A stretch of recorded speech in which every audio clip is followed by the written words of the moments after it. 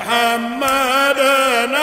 المختار في القدم.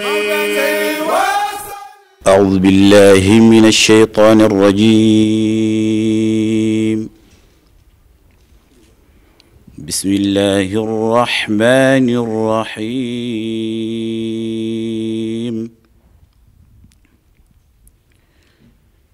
فكيف إذا جمعناهم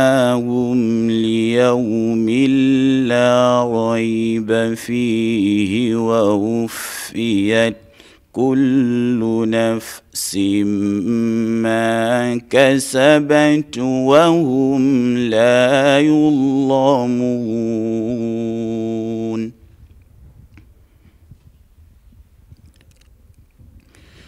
قل اللهم مالك الملك تؤتي الملك من تشاء وتنزع الملك ممن تشاء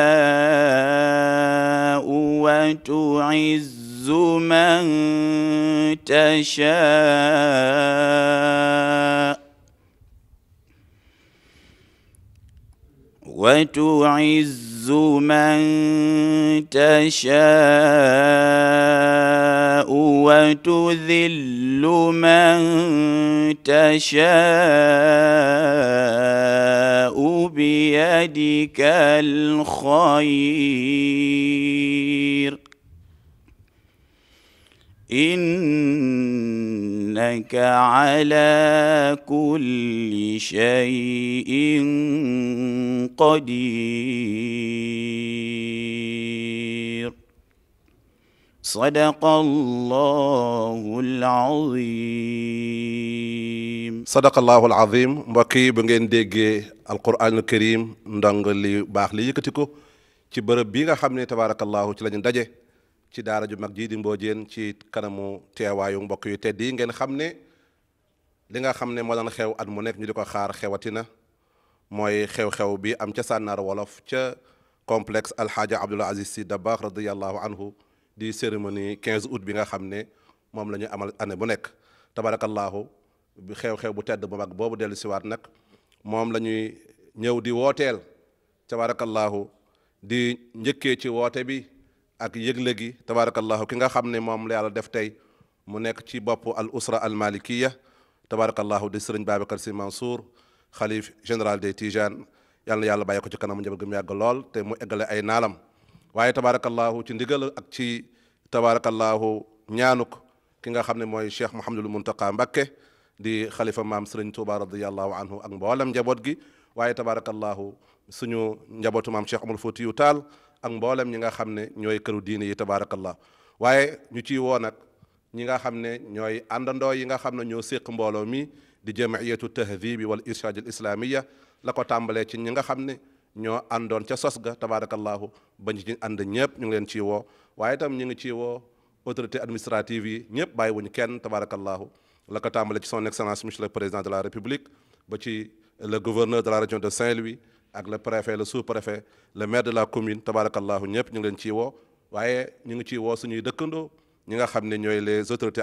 universitaires à travers le recteur ak mboolem ñi nga xam ne ñooy communauté universitaire bi waaye tabarakallahu di ci woo nag mboolem cellule jamii tahzib wal irshad al islamia à travers le Sénégal ak bitim réew fu fi cellule mën a nekk rek tabarakallahu bis ba sa bis la xam ne ñu ngi ci waajtaay yi waaye ci noonu ñu ngi woo mboolem téeméeri daara ak fanweer ak juróom-ñett yi nga xam ne ñoo aju ci jamiya bi jàngalekat ya parents ya ndongo ya soppe ya ñëpp ñu ngi leen di woo ci bis bu tedd bii tabarakallah bis bu nag mbokk yi niñ ko miné xam nañ ne bisub mawsimul xayraat la maanaam bis la boo xam ne occasion la pour ñu mën fa jëlee yiw yu bëree bëree bëree bokk na ca tabarakallahu alquranul karim yi nga xam ne mooy li nga xam ne mooy mission jamiya bi sëriñ bi joxe ndigal ñu jàng ay kaamil di ko teeroo bis bi su bis ba jotee incha allahu à partir de 9h nag ñu jàng ñetti kaamil alquran tëjee ko liggéey boobee waaye tàmbali liggéey bi nag ak benn plateau boo xam ne dana am en direct incha allah ci Malikiya TV muy commencé 10 heures incha allah am ay communication yu am solo yoo xam ne ay éminent professeur dañ ko fa amal ñu mën caa tudd al oustaz Seydou Omar Diagne waaye al oustaz Seydou Alioune Touré al oustaz Seydou Alioune Niang incha allahu taala bu ñu demee nag ba booru midi incha allah ñu teeru nag tabarakallahu délégation yi nga xam ne ñooy ñëw nag ànd ak sëriñ bi su ko defee nag jamiitu bu ndar bi yëkkatil ko nañ ko daan defee incha allahu nag ñu dugg nag ci kàddu yi nga xam ne mbokk ya fa teew di ay kilifay diine ak kilifay nguur gi incha allahu danañ koy weccante su ko defee nag sëriñ bi daal di joxe kàddu ñaan incha allah ñu jul tisbaar xéewlu ñaan ba déwén incha allah kon mbokk yi woote baa ngoog di mardi le 15 août 2023 à partir de 9h ca Sànnaar Wolof ca complexe bi nga xam ne mooy alxaaji Abdul Aziz Dabakh radiyallahu taala anhu wasalaamu aleykum wa rahmatullahi taala wa barakatu